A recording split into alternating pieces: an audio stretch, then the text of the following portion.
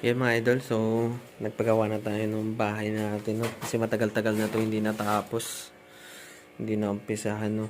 So ito, bumili kami ng tiles ni boss kahapon. So ayan, kompleto na yan. Simula dito sa lababo, CR. Hanggang doon sa may sala, mga idol. So makalat ngayon kasi nagpagawa kami ng bahay. So ito, nakabit na nila yung CR.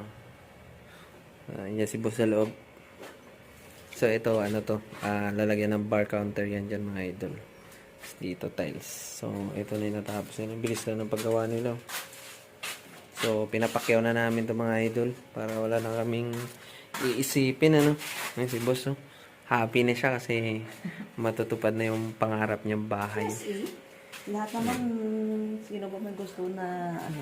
Ito yung binili niyang ito yung binili namin pinto kahapon. Ayan. Gusto niya kasi ano to, parang social. Yan. Aesthetic. Aesthetic. Yan, Bago mga naman idol. sa paningin natin. Yan. So bukas, may tiles na yung CR. Kakabitan na daw nila pati dito sa may lababo.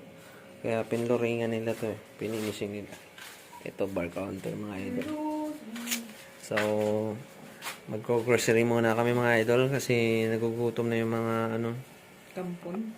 kampo ng kadiliman.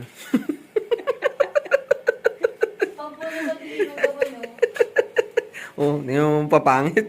Papangit yung mga idol. Yung mga pangit.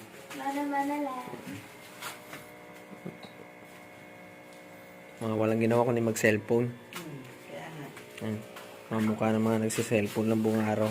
Kaya So, hanggang dito lang muna mga idol at mag-grocery muna kami ni Bossing.